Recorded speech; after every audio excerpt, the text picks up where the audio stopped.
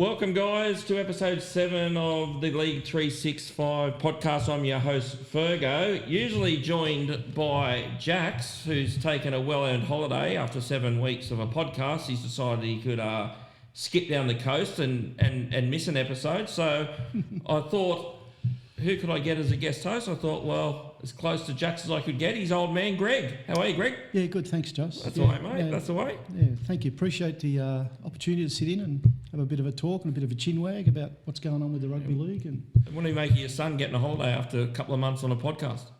He's too good. He's good. He's flying. Yeah, he's flying, good. Jax. But I'm just keeping it warm for him, so yeah, he'll beautiful. be back next week. He'll be back.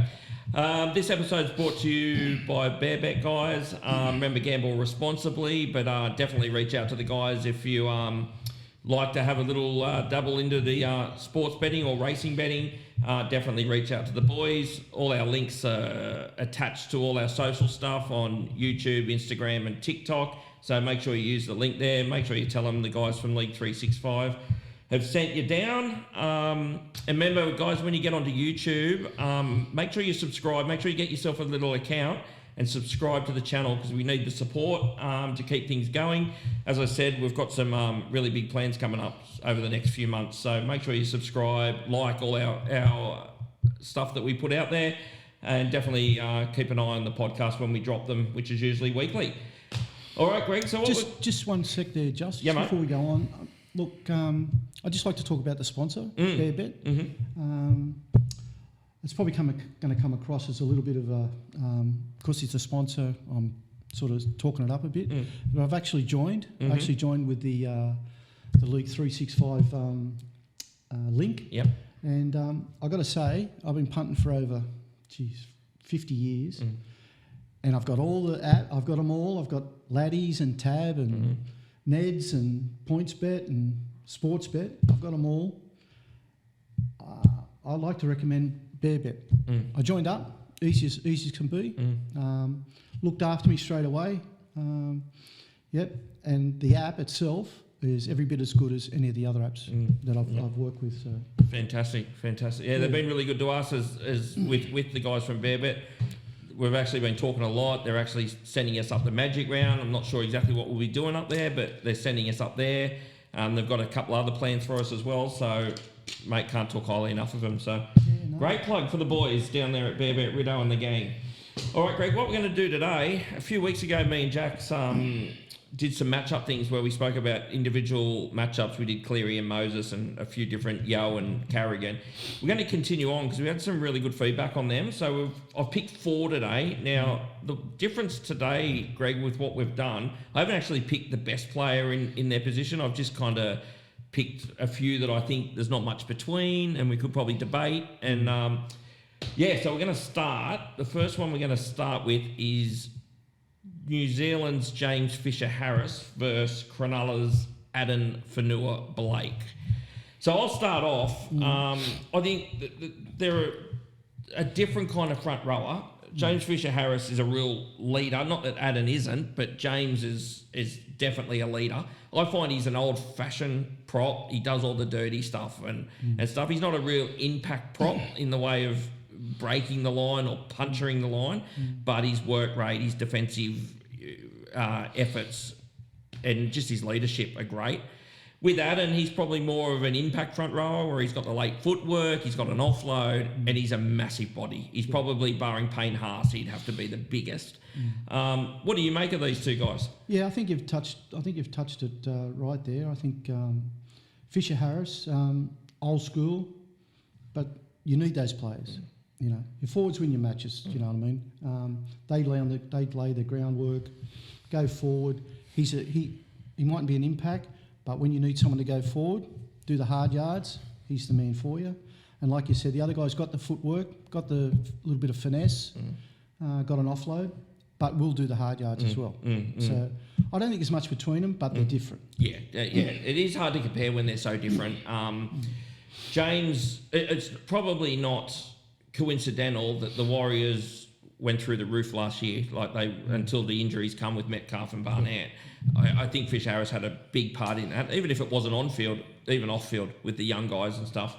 And Cronulla went as far as they've gone for a while as well with Adam Fanua-Blake like leading the ship. So I think that kind of shows the quality of the two blokes. So Yeah, like I said, forwards win your matches.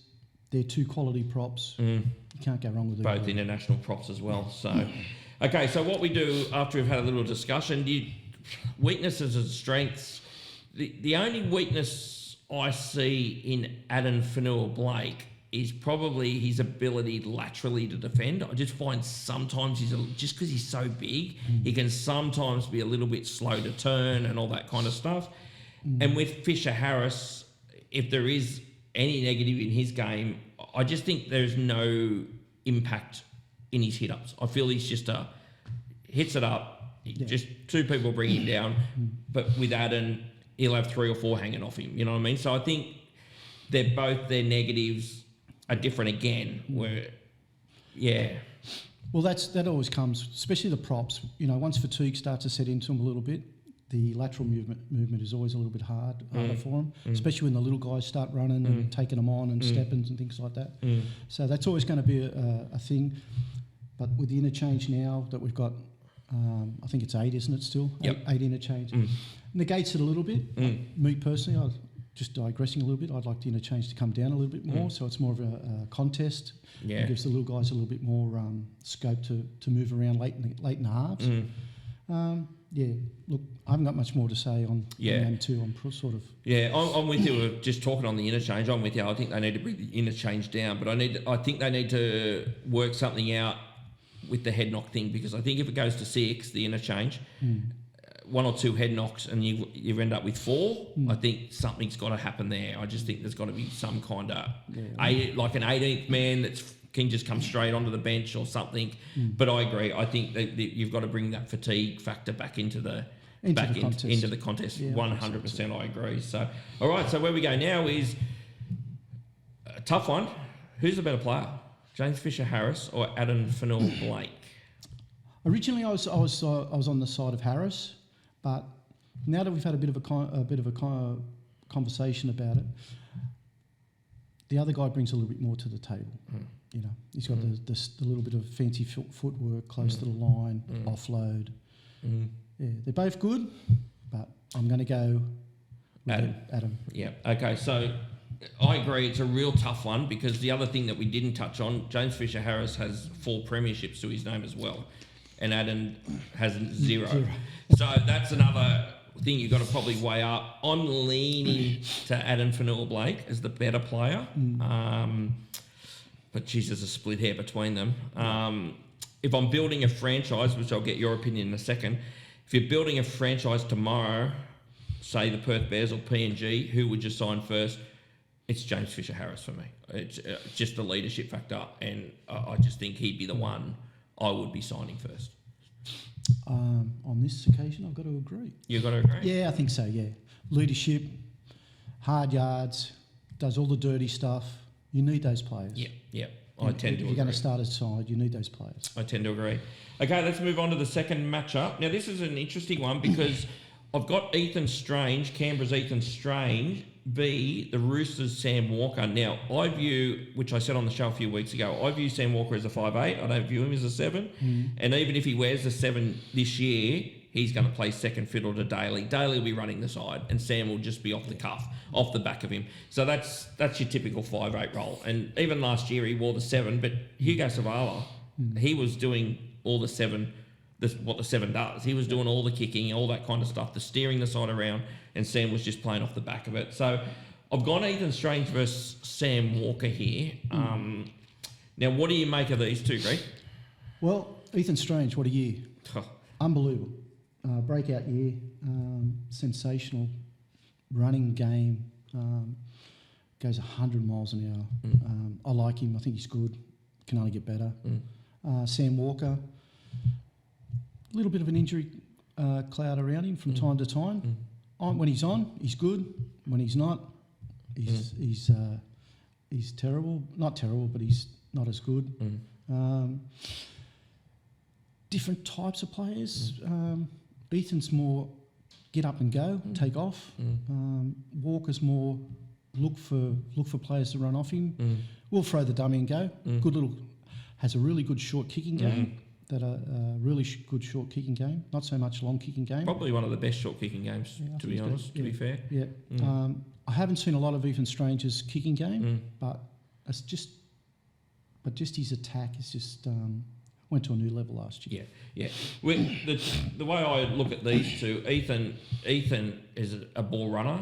He's very robust. Like, he just takes them on. He just tries to run over the top of them. He's got a good step too. He's got the big left foot step and things like that. Definitely no sign of a kicking game. He has kicked a couple of times, but doesn't look a natural kicker. He's not a natural passer either. But as I said, very robust, very aggressive, and defensively, he's like a back rower. Hits like a back rower. With Sam, I totally agree with what you just said. When he's on and things go his way, he looks brilliant. Yeah.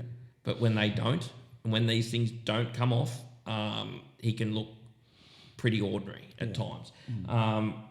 But he's a match winner, you know. He is a match winner. He's won matches, you know, through his kicking and short kicking game and coming up with arsey plays, I suppose I could put it. And the other thing he's got to his bow that Ethan doesn't have is his goal kicking. He's a super goal kicker. He's improved tenfold in the last 18 months from where he couldn't even get the distance from the sideline to now he's just drilling them now. So it's an interesting one, this one. I'm not Sam Walker's biggest fan, and I am Ethan Strange, a big Ethan Strange fan, and I have been since I saw him debut a few years back. And even in that, he played in that under-20s Origin a few years ago, and he was outstanding in that game as well. So I'll lead off here. I think Ethan Strange is the better player. Now, there's a lot of people out there that won't agree with this. I think he's clearly the better player too. I think he's clearly the better player. And I think he's where he's going to end up, trajectory of his career, it's going to end up a lot better than Sam Walker. That's just my opinion. What about you? Yep. Look, hasn't got the longevity or the time in the position as much as Sam Walker, but what we seen last year going to be better than Sam Walker, I believe. Yeah, he had a breakout year last year, really good. If he keeps that up, 100. Yeah, he's a better player than Sam Walker. Sam Walker's got probably other different skills that we touched on. He's got that harbour bridge pass, likes to throw the ball, good little kicking game. Yeah, I don't mind that. Yeah. But if I had to pick one, I'll pick Strange at the moment. You're a Strange fan, yeah. So they're both not ball-playing halves, like either one of them aren't. Like, Sam has got that long pass and that, but he's not a bloke that throws flat, short balls and puts blokes through. He's not that kind of player. He's more off the cuff and doing things himself kind of thing. That's why I look at him as a 6. So, okay, so we've both got him as the better player. If you're going to buy... Very unprofessional of me. If you were going to buy one of them to start a new club up, Greg, which way would you go here? This is a tricky one. It is a tricky one, isn't it? Yep. It just depends what you need out of the side. I'll just turn my phone off. I suppose it's if you're starting a new franchise.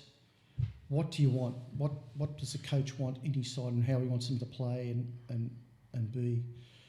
I'd go with Ethan Strange just on what he did last year. It was just outstanding year. He's probably, I don't know what the age difference is between them, but they're probably around the same age. Yeah, I think. Well, Sam's, I'm pretty sure, is 23. I think, and Ethan. He wouldn't be 23. He'd be younger than Sam, but not much. It might be 12 months in it, I reckon. Yeah, I think I'd go Strange. You'd go Strange. Yeah, just for his enthusiasm and his Yeah. I'll find a halfback to run them around. I'll find a halfback to run around. Run around with them. Yeah. To run the team around the park. Yeah. And just let them off the cuff, off the back of that. Yeah. Yeah. I toss and turn with this one. Even though I said Ethan Strange is a lot better player, in my opinion, he is. I'd be tempted to go Sam Walker if I'm starting a new club. I don't know why. I just feel that his name is just out there a little bit more, and maybe coming from that Roosters system might attract other players. I really don't know. Honestly, I tossed and turned with it, but I landed on Sam. But not confidently landed on Sam, to be quite honest. It'd probably go on what you're paying both of them. I'm tipping Yeah. You know, if you're paying Sam nearly $1 million and Ethan 800, I'd be taking Ethan. But look, I don't think there's a wrong answer with that one on who you would take. I think with the one before with Fisher Harris and Blake, I think Fisher Harris' leadership and that was the standout there. Yeah. Where here, I don't see that. I just don't see anything that's a real standout of why you'd take one. Maybe goal kicking, maybe. Maybe if you're thinking, well, shit, we want a good goal kicker, that's one thing we want to look at. Yeah. Maybe, Sam, but look, I think there's a cigarette butt between them, to be honest, of who you would take. I know you couldn't go wrong either way. You can't go wrong either way, but because we're putting Walker as a 5'8" instead of a halfback, the role in 5'8's changed over the years from when from the 80s and 90s even to 2000s. They're more running now, whereas back in the day when it was 5 metre rule, your 5'8 had to create a bit more. So with the 10 metre rule, that a lot of them seem to be just really robust running 5'8s. Yeah. So that's why I take. That's a good insight of what you just said. It actually, we're going to touch on a couple of old 5'8s later in the show. But you're right. Like I remember when I started watching footy, it was a long time ago. But you had your Kennys. They were ball players, as well as runners. Like Kenny was a runner, but he was a ball player as well. And most of the sixes back in that day were. So your 6 and 7 were ball players. Yeah, because of the 5 metre rule, they had to create. There wasn't that gap between the players, so they had to do things to fool the defence to feed their outside backs and things like that. Yeah. Cliffy Lyons is a perfect example. Yeah. Magician with the ball. Yeah. And I suppose probably the difference too now is that a lot of the sides have ball playing fullbacks. Yeah. They have ball playing locks, where back in the day, your locks were your Ray Prices and blokes like that just did all the dirty work, and there was no ball playing with them kind of locks back then. And the fullbacks were runners back in the day. That's all they were. They were runners. They didn't do anything else but run. They were no ball players back in those days. Yeah, so that's probably why your 7 and your 6 were your key ball players back in the day. So. All right, let's move on to the next one. And this is going to be a good matchup as well, because I think it's the battle of the New South Wales number 9 jersey next year. It's Blake Brayley v Reece Robson, who's now a Chook. Yeah, gone to the Roosters. He's gone to the Chooks. How do you look at these two, Greg? What do you make of these two? Bailey, well, let's start with Reece Robson. Reece Robson's more an old-style hooker, tough, good, feeds the ball well, tackles well, does the odd scoot out of dummy half, not overly quick, I wouldn't think. No. Then we go to the other guy, Bailey. Yeah, he's like the new style. Well, I don't call him hookers anymore, I call him dummy halves. Yep. So he's the new style dummy half. Don't get me wrong, tough. Tackles okay, but he's got a lot of finesse. He's got a bit of speed. Reads the game pretty good. Feeds the ball well. I'm a Bailey man. Yeah. Again, I try not to be biased here, but I've been on Blake Brayley's bandwagon now for probably 4 or 5 years. Ever since I saw him and they moved Jaden, they had Jaden Brayley there, and they moved Jaden on, and there was a lot of Sharks fans saying, why are they getting rid of Jaden Brayley? Because he was good too. Well, he was solid. He was solid, but they knew what they had with Blake. And one thing that I'll just note here, everyone's jumped on Blake Brayley off the season. You know what? Blake Brayley's been doing this for 3 or 4 years. Yes, he run a bit more this year, but the other stuff, his little attention to detail, scooping up with one hand, his eye work from dummy half, he's squaring up the defence. He's been doing that for 3 years. It's just gone unnoticed. And I've been pushing him. And this year, just because he started to run just that little bit more, people started to notice. But he's been doing all these other little things, which are so good in his game. If you watch him closely, if you actually just watched the Cronulla game and watched him, and watched how he manipulates the markers, he's as good as anyone doing it. Moving on to Robson. He's a very good hooker, Reece Robson. I don't think his service is as good as Brayley, like his pass off the ground. It's good, but it's not at Brayley's level. He's definitely more robust than Brayley, though. He's very, hits hard. And he's a little bit bigger. He is, and you're right, you nailed it. He's the old style number 9. Not overly creative, but tough as nails. He's like your Michael Mosleys and that back in the day. Tough as nails.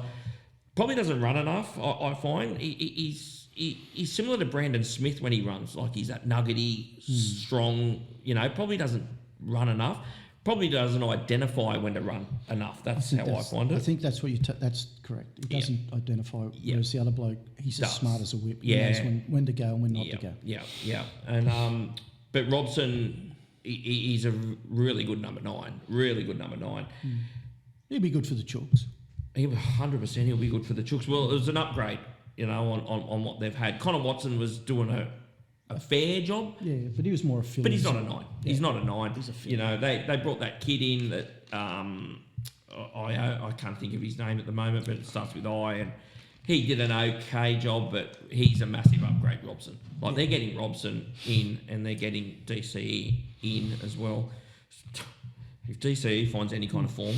How's the sombrero going there? Yeah, we spoke about that remember we spoke about it last week, and Jack said about the juniors, and we said, you haven't got any. He goes, yeah, we do, Victor Radley. It's a 30-man squad, Jack. But going back to these two, to me, it's Brayley. I think if you're picking the Origin side tomorrow, you'd be a brave man to pick Robson in front of Brayley off the last 12. He's going to give you more options. He is. In attack. He is. He's going to need to stay fit, though, for that first 6 months, first 3 months before Origin, because that's probably, in my book, the only thing that's going to stop him from being the 9 for New South Wales. So definitely for me, Brayley's the better of the two. Mm-hmm. And if I'm starting a franchise up tomorrow, Brayley's the man. Yep, it's a tick from me as well. Yep. Okay, let's move on to the last one, and this is probably left the best to last. This is Latrell Mitchell v. Kalen Ponga. Okay, so the reason I picked these two, Greg, was because they're in and out of the side so much. Like, it'd be very hard to compare Latrell Mitchell to Reece Walsh or Kalen Ponga to Reece Walsh, because Reece is consistently there. These two are in and out. So you're kind of judging on little patches of form and things like that. So I'll start with these two. Latrell's obviously been questioned. Is he a fullback? Is he a centre? I think he's a fullback when fit. Maybe, but I still think left centre, he probably could be better at left centre, but fullback brings him into the game a bit more. I think in them representative sides, definitely centre is his go, but maybe at South, wanting him on the ball more, maybe fullback's his spot, even though I don't think it will be this year, because I think Jai Gray will be the fullback. Yeah. He's obviously got the attributes of robust, he's ball running, he's ball playing, he's just ability, he's a match winner, as you've seen with his boot field goals, 40-metre field goals, kicks 40, 20s. There's not much he can't do. Going up against Kalen's very similar. He's not robust though. He's more the footwork, electric off the mark. Brilliant when he's on. But he's got the same thing. He can kick. He can ball play and all that. Not as robust. Probably not as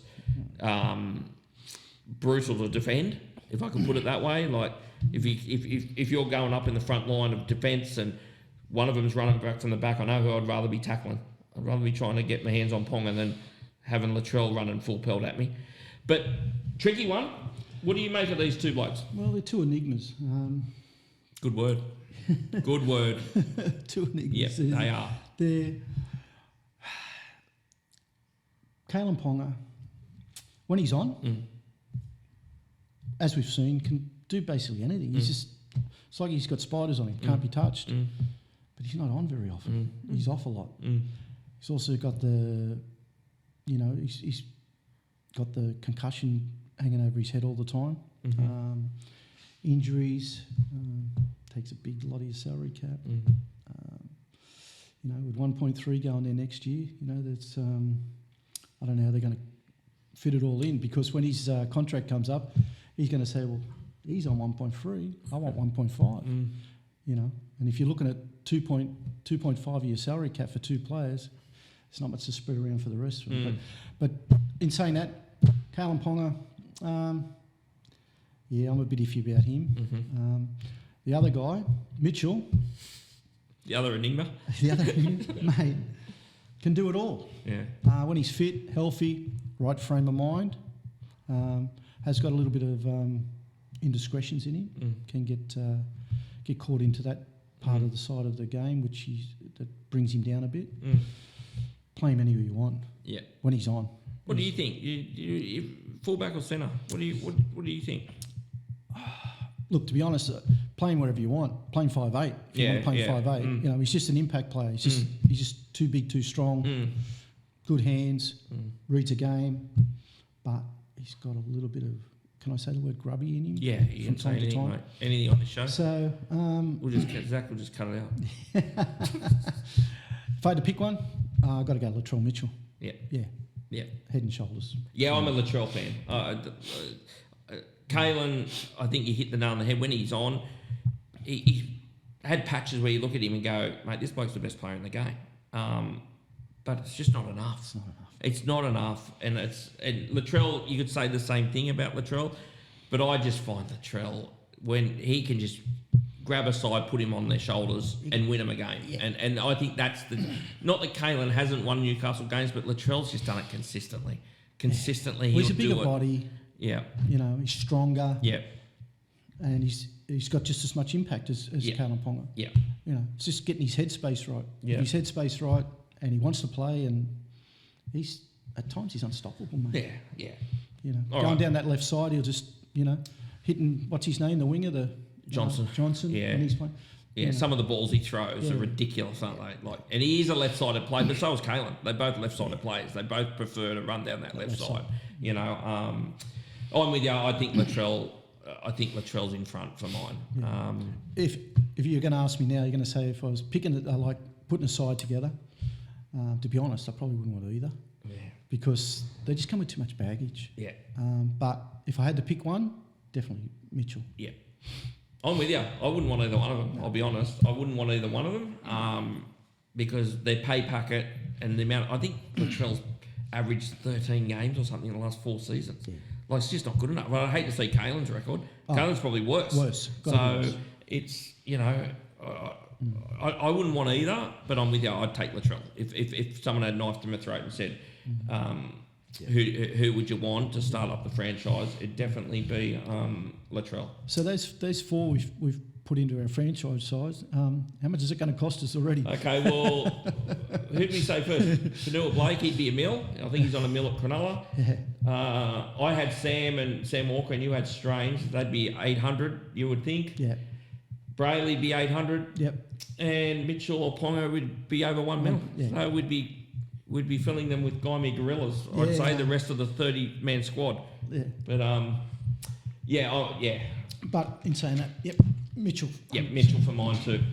All right, now the next part of the show, guys, we're going to go on to some rumours and some potential signings. Now, this is usually Jackson's section he takes over, but because he's not here, he's holidaying down at Galvin.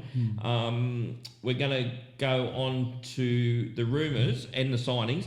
So this is not a potential signing. This has actually been done. Keon Kalamatangi has now signed with the Dragons. Now, if you want to head back 3 episodes, I think we said that that's where we thought he would end up. That was a good call out. It was a good call. Yeah, it was a good call. I'll take, because I've been called a few things, but if you go back, guys, check that out. I did say Para are out of it, and it was he would end up at the Dragons. I'm saying that just if anyone wants to call me a peanut, that's okay.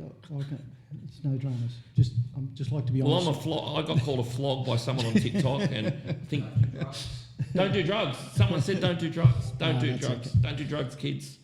No, but it was a real good call out. It was a good call. Like, I might have had a little bit of insight, but not much. But it was just, I just looked at it with common sense, that I just thought that that's where he'd end up. And when does that kick off, that signing? Is that for next 27 year? It is, 2027. Okay. So St George will run last again next year?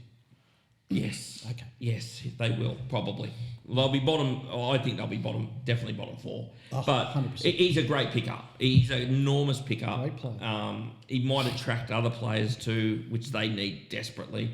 But yeah, enormous pickup. I know it's still the cooling off period because he's in that 10-day period. So as long as he doesn't backflip, it was a good call. But what do you make of that signing? Great signing. Yeah, it's a great signing. He's a great player. He's a good player. Very good player. Yeah. Yep. Yeah. Souths are going to miss him big time. It's a big loss. Yeah. It's a big loss. So they've kind of really stacked their injury because they picked up Josh Kerr too, who's a massive body as well from the Dolphins. He was actually at the Dragons before he went to the Dolphins. They got him back. So their pack's going to be pretty loaded in 27, just not 26. But it's a good coup for Flanagan. He's been after a big fish and he's finally got it. He's landed one. He's finally got it. It'll be interesting to see how Keon goes next year. Now he's heading to the Red V, because if you remember, Wayne Bennett is the coach. Justin Hodges did this early 2000s. He was at Brisbane, signed with the Roosters for the following year, and Bennett dropped him straight away and left him in reserve grade.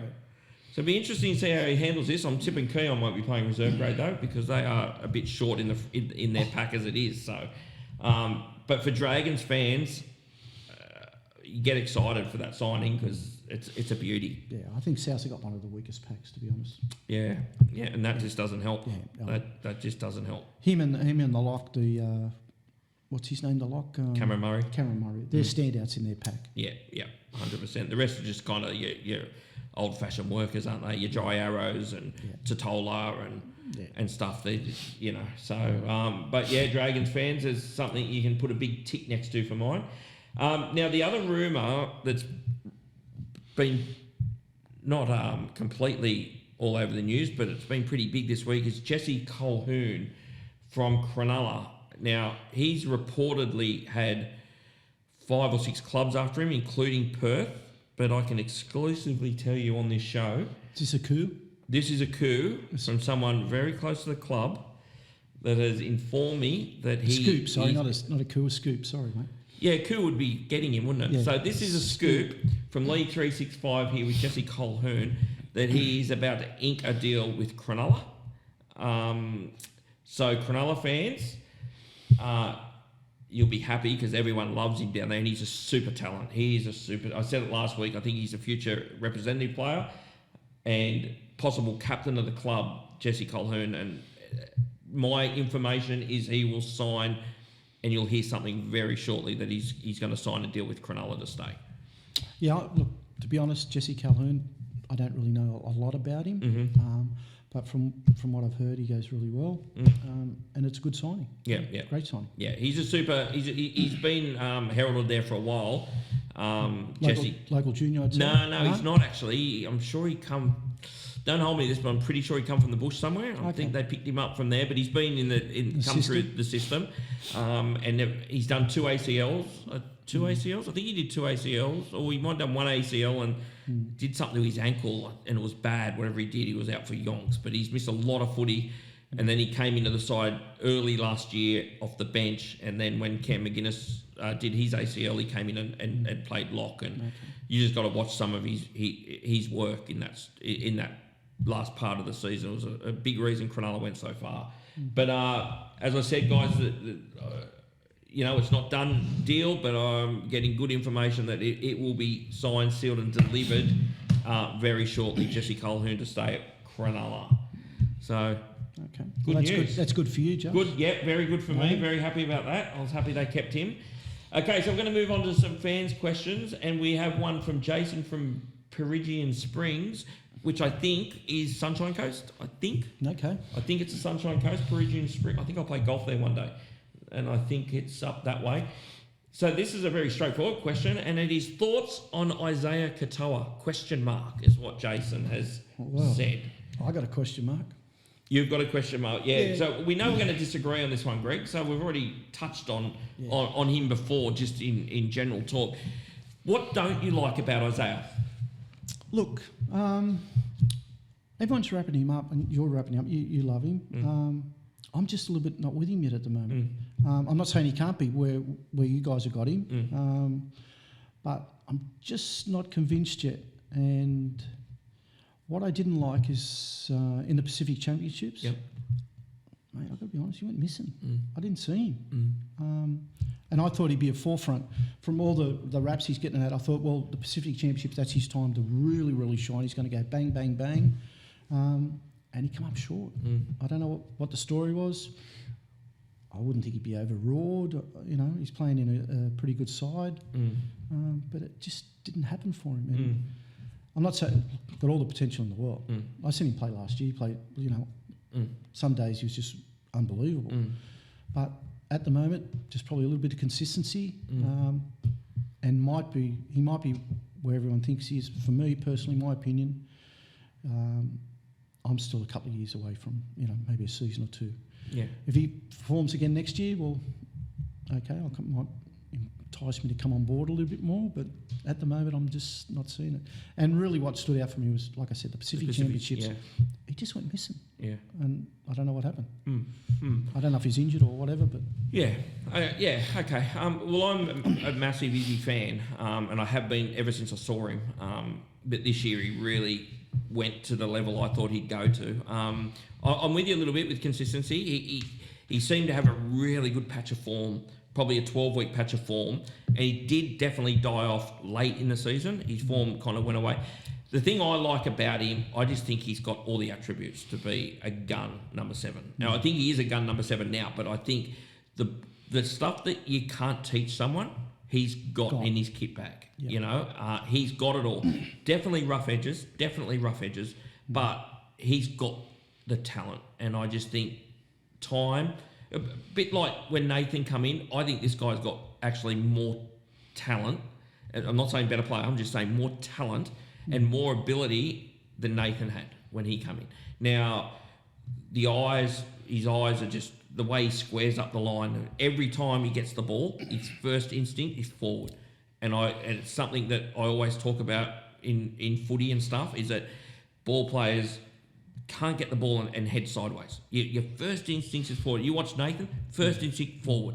Look, at the end of the day, you're right. Halves or 5/8, when you get the ball, you can go sideways, but somewhere along that time you got the ball, you've got to straighten up. That's right. You got to commit the outside man. Yep. You know, you might.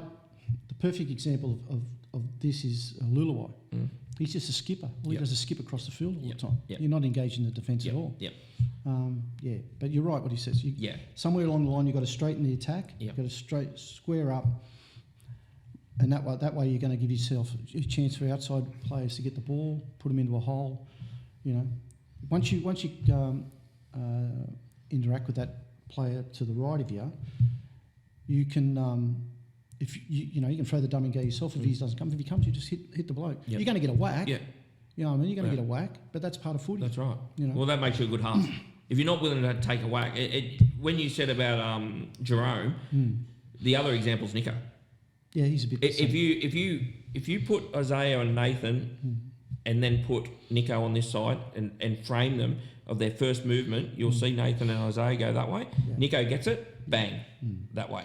And it's so obvious if you watch it closely. If you watch enough footy, it is so obvious.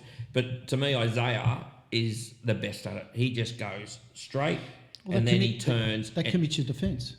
Well, once you go straight, you commit the defence. Exactly. And when you watch him, what you should be doing, anyone that's watching footy and doesn't know a massive amount about it, if you watch the outside defenders when Isaiah does that, what it does to them outside the centre and the 5'8", it gets them turns in and flatten it, and they stand there, right? And as soon as he's got them in that position, they're vulnerable. Yeah. Do you know what I mean? You start skipping across like Nico, they just across they go. Yeah. But what Isaiah does, he gets them out, and that's why so many times he'll play out the back to Nicarima, and then he uses his speed, and there's problems. Yeah. You know, and it's hard to teach. It's hard to teach because they can improve it, but it's hard to teach.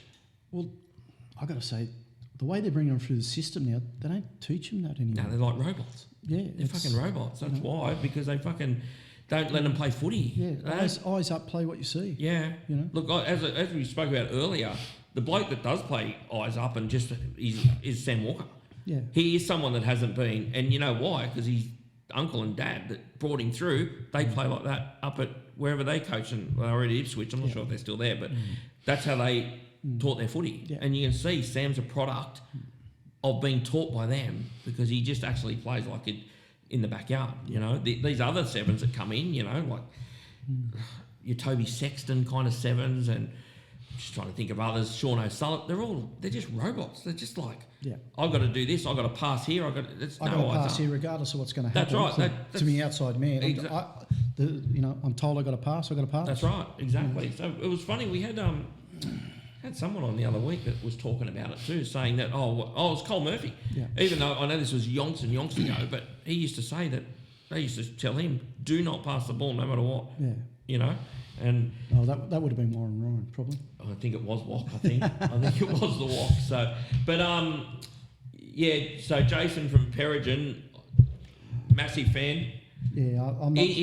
He's a half and half. I think, Greg. We might keep this clip, Zach. Give me another year of 12 months. We might bring this out and see. One of us might look a little bit foolish, but the alarm bells for me was the Pacific Championship when he just went missing. Which is fair enough. And the consistency you mentioned, that has probably been one thing that I think he needs to fix. I think he fixed his running game because I thought when he first come in, he didn't run at all. And last year, he's not the best running 7 around, but he definitely went to run a lot more, and he did cause some problems just by having that other threat. Yeah. You know, so we agree to disagree. We agree to disagree. Okay, so next we are going from Mark from Woolaware. He's got Bulldogs prediction and how Galvin performs with a full off-season, pre-season under his belt. How will Galvin go? This is a tricky one because I look at the Bulldogs squad and I think to myself, like people are going to, is this where I might get the peanut? I think they overachieved last year, to be honest myself. But in saying that, they've got a good coach. They've got Phil Gould.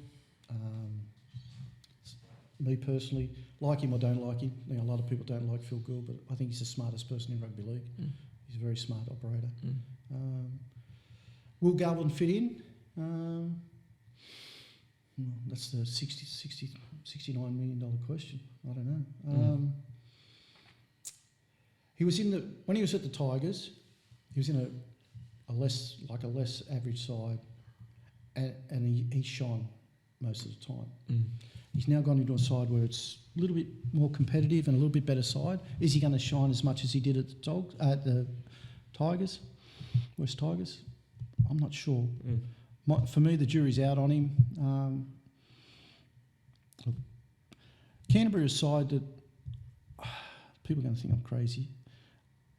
They could have a really bad year this year and not make the 8, but I'm not saying they're not. I don't want to get feel over with that one, but I don't know if Burton's a 5'8". They've got a good centres. Their forwards are okay without being overly great. They lack size. Yeah, they like a bit of size. They do, definitely. They get Leo Thompson in, he gives them a bit of size. He's a big buy from Newcastle. He's a good buy. He's a very good, but I think they need another one. I think they were that light. They need another big bopper. Yeah. And like I said earlier in the program, your forwards win your matches. Your forwards lay the foundations for your backs, your halves and 5'8" to shine. If they're not going forward and getting over that advantage line, it's very hard for your half and 5'8" to do things. You're sort of on the back foot all the time. But to answer the question, the obvious thing is that they look like they're going to make the 8. If they have a really good year, they'll make the 4. If they have a really bad year, they won't make the 8. Yeah. And Willis, is he a halfback? No. I don't know. No, he's not. Where's he going to play? Is he going to play half? Probably. He's going to get first. He's going to get first. He's going to get first dibs at halfback. Yeah. He's a big body for a halfback. So he's not going to lose any there. He does go good. I don't know if he goes great. Yeah. Yeah. Okay. So we haven't really spoke too much about the Bulldogs on the program. So I'm going to have a whirl here because the Galvin. I didn't want the Galvin thing to be a bit of because last year he copped it, and I didn't want to get on here and give him a spray as well. Yeah. And I'm not going to give him a spray, but the Bulldogs for mine got found out massively last year. It was the last month of the competition where early in the season they've got them little forwards that were going all right, hanging in there, but by the end of the year, because their bodies are so small, they were bashed up. Yeah. Your Kurt Manns, your Jamin Salmons, they're just too small. And I'd be surprised if there's any Bulldogs fans out there that don't agree with that statement, because there was a game right near the end, and obviously I took a lot of note of it. It was the Cronulla Bulldogs game. It was the last round, and seriously, it was men versus boys. Like, Cronulla just sent big body after big body after big body, and they had no end. And it was awful. It was awful to watch, and it was just so obvious. And to me, they were not just one big man short. They were 2 to 3 big men short. And there was a couple of games before it too, and I thought, oh, geez, this is all you got to do with this mob. You play like this, they're gone. And that's what happened. Yep. And by the end of the year, when they're at the start of the year, they're fresh, they're fast, and they're moving, and everything's going well. But you can only do that for so long. Yeah, and it's not... takes its toll on the last 2 years, same thing's happened. They've died out, and it's the size of them. And I don't think there's any doubt of that. And I also feel there's a massive hole at the back with Connor Tracy. I like Connor Tracy. He's a very good first grade player, but it's a similar mould to Will Kennedy. They get the job done. They're custodians, but are they match winners? They're not. They're not, and that is an issue for them. Yeah. Going on to Galvin, I'll ask you one question, Greg. Phil Gould come out and said he's the best junior he's ever seen. Now that was all. That was just... Yeah, it was just to get him across the line. I get that. But it was a ridiculous statement. It was a ridiculous statement. Now, with what you said, he was good at the Tigers. He was good at the Tigers, yeah. It wouldn't be hard to be good at the Tigers, that's what I meant. Yeah. I don't see it. I'll be honest. I do not see it. I don't understand what the hype's about. I don't know what the Bulldogs fans think of... I'd like to hear from the Bulldogs fans, because we don't hear from many Bulldogs fans. Guys, come on board, get boys. on. Come on board. Get on and tell me about Lachlan Galvin. We're going to post this clip on TikTok and Instagram, right? Get on, because I don't see it. I think he's a first grader, and that's it. That's it. I don't see anything else. He's not a halfback. I don't think he's not a 7. He's not a 7. He's not a 7. He's a 5'8". He's not a 7's backside. He's a 5'8" at the moment, maybe a lock when he gets down the track. Yeah, well, he's still growing into his body. He's still lanky. He hasn't grown into his body. But skill, I don't see it. I don't know what people... It's a bit like with you with Isaiah Katoa. Like, I know you said you can see the talent's there. With this bloke, I don't see the talent. I'll be honest. I don't see it. I could end up having mud on my face at the end of it, but look, he's a first grader. There's no doubt he's a first grader. But to me, that's where it stops. It stops there. And... Well, the thing about it, he's going to play halfback. And he's going to be playing, I think, out of position. It's going to be hard for him. He's a 5'8". You know, if I was coaching the side, which I'm not, and I'd be playing him 5'8", I'd probably play the other guy halfback, the guy they're probably going to play hooker. Bailey Hayward. Bailey Hayward. Yeah. Probably play him half, and that's only a stopgap. Like I don't think he's a great half either. But they brought him over to fit him in. But he's 5'8". Yeah, you know. I don't think there's anyone out there that's going to argue that point that he's a 5'8". Going on to Bailey Hayward, I think that's another problem with him, because I don't think he's a 9. No. I don't think he's a 9. He was outstanding for them at 13. He came off the bench, went into that ball playing role at 13, and it's probably the best footy they played with him there. Now with these, I honestly look. I know they know more than me. Well. You know, that's what they'll say and all that, and that's the way it is. Yeah. But I don't... Well, if the experiment don't work, what are they going to do? Well, I don't know. Well, they're going to have to throw him to 5'8". They're going to have to put Burton either at fullback... Or centre. And find a fullback. Yeah. And put what's he back to fullback? Crichton, maybe. I don't know. But then you lose the impact from Crichton in the centres. That's right. He wasn't the player they needed. No. I don't think. No. But... time will tell. They bamboozle me, the Bulldogs, with what they're doing. I tell you now, if they flop this year, there's a huge concerns. Anything could happen at that club, I reckon. There could be blow-ups. Like you said, they don't have the forwards. No. At the moment. No. They don't have the forwards. They've got, they've got all the superstars at the back. Yeah. You know, your Crichtons, your Burtons and... Yeah. Salmon. Yeah. Well, Salmon surprised me. Salmon, when he came on last year, I thought I've got to be honest, I thought he was a bum. when he was out of Penrith for that. But he actually went okay last year. Okay. But, you know, I think he was playing? He was playing lock or second row, somewhere around there, or coming on into the forwards. Yeah. He went okay. Showed a little bit of skill. Yeah. You know. Yeah.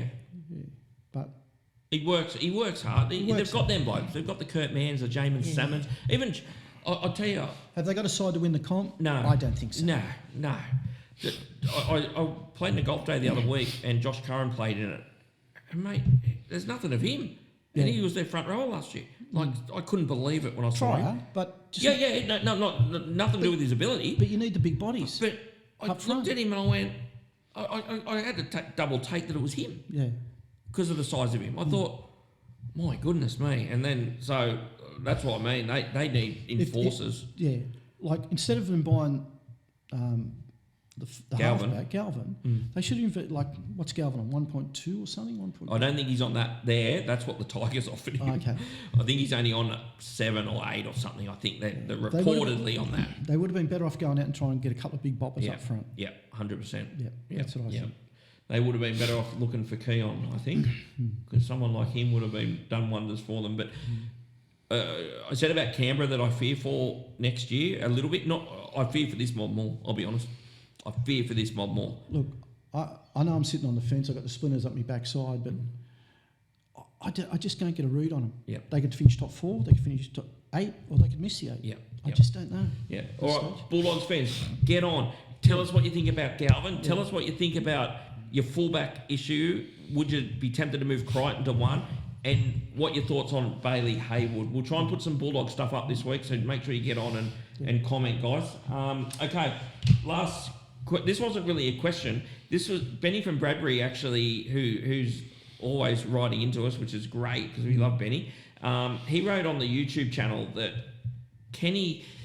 He wanted the comparison between Brett Kenny and we're going back a bit here, and Terry Lamb. Yep. And he made the point, which I didn't know this, that Terry Lamb supposedly won 6 or 7 Dally M58s of the year, and Brett Kenny won none. But in his opinion, Brett Kenny was 10 times the player Terry Lamb was. I don't know if he was 10 times the player, but in my humble opinion, I watched them both. I watched their whole careers. And Brett Kenny definitely was the better player. I think Brett Kenny won a golden boot, I think. I think he did, yeah. But Terry Lamb won a Rothmans, I'm pretty sure. Yeah, he probably I can did. see him up there with the mo and the mullet. Yeah. With the thing round him. Yeah, with the big lapel suit. Yeah, that's it. Yeah, the old 80s suit. Yeah. So, but I'm with Benny. I don't think there's... It surprised me. We did chat about this just before we come on, that you said Brett Kenny did play, was pushed to the centres and that, but at Para he wasn't. A little bit. At the end. He played a lot of... Ella dropped out. I think Ella might have had injuries or something, and then he went to the centres. Look, I look at it this way. There's first graders, there's good first graders, there's great first graders, and then there's immortals. Yep. From my opinion, like I always say, opinions are like arseholes, everyone's got one. Terry Lamb, great first grader. Longevity, played, I don't know, what did he play, 300 nearly? Yeah, I think he played over. Yeah, played over 300 games. Went on kangaroo tours, I think in 86, I think he might have played in every game. I don't know if he ever started in a test match in that 86, he wouldn't have, I don't think. But came on and played every game.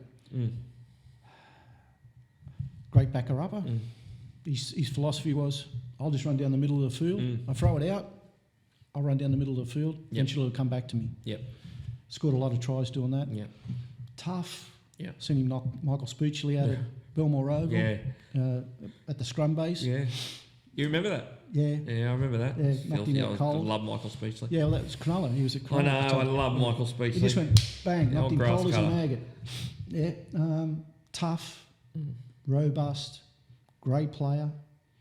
When he went to the Origin level, didn't perform as good as he did in grade. Yep, agreed. And was solid in Australian sides. Okay, never really was a stalwart of the Australian side. Like I said, he come on and played in that 86 tour in every game, but come off the bench. Might have started in a couple of the, Wigan games or St Helens games or something. Brett Kenny, I think he scored 2 tries in 3 grand finals, didn't he? Had it all. Only thing he didn't have was a kicking game. Yeah. Tackle, as good as anyone. Ball and all. Run, swerve, step. The swerve. Speed. How good was the swerve? Yeah, the head wobble. Yeah. Just the dummy, the intercept. Dummy, yeah. for our Ziggy. One's a great first grader, in my opinion, and one should be an immortal. So when the state of origin was raging and then King Wally Lewis was reigning supreme up there, the selectors got it all wrong, I thought, for New South Wales. They kept trying to put a defensive player against him. Yep. In my thoughts is you can't defend brilliance. When they put Brett Kenny at 5'8", so they put attack against attack, we won. Yeah. And he won the man of the matches. Yeah. You know, he got over the top of Wally Lewis. Yeah. Brisbane boys, you can send that down to me if you want. Got over the top of Wally Lewis. Yeah. Multiple times. Cranky Frank Stanton in 82 when they went away. The incumbents were Mortimer and Lewis, right? They were the incumbent half and 5'8". Cranky Frankie said, no way in the world. I'm putting Sterling and Kenny. Yeah. What happened? They were the Invincibles, weren't they? Yeah. Unbeatable. Yeah. Yep. Yeah. Is that when they pushed Wally to lock? Because I know they pushed Wally to lock it a couple of times to get that was 82. Kenny at 6. 82, Kenny played 6. Yeah. Absolutely smashed them. Yeah. Won a Challenge Cup over there. Got man of the match. Yep. I just think when Brett Kenny played 5'8", most of the time they won. Whoever he's playing for. Yeah. I've got him as an immortal, but I don't know. Well, I mentioned, I don't know if you caught the show last week. He came up last week when we had Terry on, and we were talking Parramatta, and we were talking Brett Kenny, and I said, I'm surprised he doesn't get talked about when the immortals come up. They don't mention him. No. And it surprises me because I'd have him right up there. I'm not sure if I'd have him as an immortal, but he'd definitely be in the conversation. He's in the conversation. He's definitely be in the conversation. So yeah, I think he was the best 5'8" of his era. The only one that come close to him in grade, first grade, not New South Wales or Australia, would have been Cliffy Lyons. Yep. Cliffy Lyons was a magician. Yeah. But when he went up to the next levels, the Origin and then to the Australian, he wasn't as good as he was in first grade. Yeah. Brett Kenny, when he went from first grade, which he was a superstar, went to Origin and Australia, he lost nothing. He got it better. Yeah. He made the side better. Yeah. There's two blokes. We'll just get off topic here a little bit because I want to talk about what you just said about Cliff Lyons. Cliff Lyons, he was way before his time. Cliff Lyons. He was the best ball player by 1,000 miles back when Cliff Lyons was there. But the problem I found when Cliff Lyons went to the Origins, no one knew how to play with him. Yeah. Manly were used to him, your Nick Kosefs and all them kind of blokes around him. They knew and Menzies, they knew how he played. I think when he went into that Origin side, these blokes were just like, well, I don't know where to run, I don't know where to go, because he didn't know what was going on. The other bloke that was very similar was Gavin Miller. Oh, Gav. Gavin Miller was the same. He went to Origin and struggled. Yeah. And it was a similar thing. Gavin Miller... In first grade? Yeah. Magician. That's what I'm saying, yeah. I think he started out as a centre, didn't he? Yeah, he did. He was at West. Grew into a second-row locker. That's right. And he's ball playing for a forward. Well, talking about Cliffy, ball playing forward, he was the best of that era, Gavin Miller. Yeah. But he had the same problem. He'd go into that New South Wales side. And blokes around him wouldn't know how he played. And I just think they failed there. Failed's probably a tough word, but they certainly didn't show what they were capable of in that arena. But whatever it was, he didn't shine like he shined in first grade. Yeah. Same as Cliffy. Yeah. But in saying that, Cliffy Lyons, if you look it up, scored the greatest rugby league test try ever. Yeah. I think it went through about 13 or 14 hands. Yeah. That's the one where... Over in England. I don't know if it was 86. It must have been 86. I'm not sure if it was 86. It would have been the 86 tour, I reckon. Maybe. But do yourselves a favour. That's the best test try I've ever seen. And he ends up scoring it at the finish. Yeah, he starts it. I remember he rolls over in the end goal and puts his arm up. I remember, I can't remember the lead up, the exact lead up. Yeah. I remember the other one, which was a beauty. Oh, but Ricky Stewart. Yeah, when he went through and Meninga bumped him out of the way. Yeah. But that Cliff Lyons, I remember him going over the line with blokes over him, and you just see him turn around. I think at the end that Eddinghausen kicked it back inside for him. That's what it was. ET kicked it back. That's inside, right. I remember it now.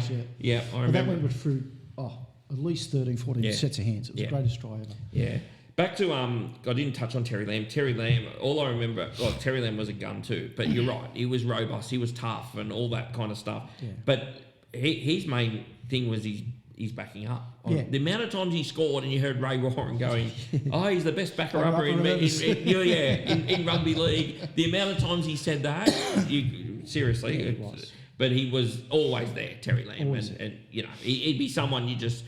He'd be one of them blokes that you're in the dressing room about to run out and you see him there. You'd be feeling pretty confident. He falls into the category first grader, good first grader, great first grader. He falls into the great first grader. Yeah, all right. So that's basically it for the fan questions. So we've just got a few little things we want to touch on before we close the show. Newtown have a day on the 15th of February at Henson Park. Now, Cronulla playing the trial there at 6 o'clock against Para in the NRL trial, Newtown play. There's 3 previous games to that as well. I think it starts at 11 o'clock or something like that, and it goes all day. That is a beer footy food festival day as well. That's going to be massive. We're going to be out there too, guys, so make sure you come look for us. We're going to be out the front doing a few little bits and pieces, hopefully, but I'm pretty sure we will be. But mark that in your calendar, guys, the 15th of February at Henson Park. It will be a cracking day. The other thing I just want to mention, as you can see with the Henson Park, yes, always a great day out there. Old school. They used to park the cars in the ground. Honk when they scored. Yeah, honk when they scored. Yeah. They probably will still do that. Yeah. So do yourselves a favour, get out there. It's a great day. You'll really enjoy it. Old school, go back in time, but the footy's always good. It's a good little oval. Yeah, it's a great day. And look for us, guys. We'll be out the front at some point doing some interviews and a few bits and pieces, so make sure you look for us. And the other thing I wanted to touch on, the set, we are actually getting a new set. And it's a cracking set. Our producer, Zach Behind's been a big part of it. But in the next few weeks, I'm not sure when, maybe a couple of weeks, Zach? 3 weeks, couple of weeks, 3 weeks, month max. We'll have a brand new set, and I've seen a little update of it at the moment. It looks so good, guys, so make sure you stay tuned for that. Anything else, Greg? I'd just like to say thank you for the opportunity to sit in today, keep the suit warm for Jackie boy. Yeah. And out there in the land, text in, send something in, good or bad, doesn't matter. We're big boys, we can take it. If you're not happy with what we say, we really want to hear back from you and get some comments going, and we'll respond to all your questions and with some answers. Absolutely, guys. No question will get unanswered, so make sure you send them in. Doesn't matter if it's YouTube, TikTok. Remember, subscribe, like everything we do, Instagram, wherever you watch or wherever you get your social media stuff from. Make sure you subscribe to everything. I think that's about it. I just want to thank the guys from BearBet because we couldn't do it without them. Remember, get down there, check out the links, link onto them if you want to have a little dabble. Gamble responsibly as always. Need to be 18 to gamble as well, remember. But that's it for the show, guys. Hope you enjoyed it. We'll see you next week. And I think Jax will be back off his Galvin holiday. Don't know what you do down here. What do you do in Galvin? Oh, stop. Terry was from Galvin. Galvin's a great place. What does he do down there at Galvin? If you're down at Galvin, you go to Berry for coffee and that. Yeah, it's nice, Berry. Berry's lovely. It is really nice. Yeah. But anyway, guys, thanks for watching. Stay tuned for some good stuff coming up, and we'll see you next week. Thanks again.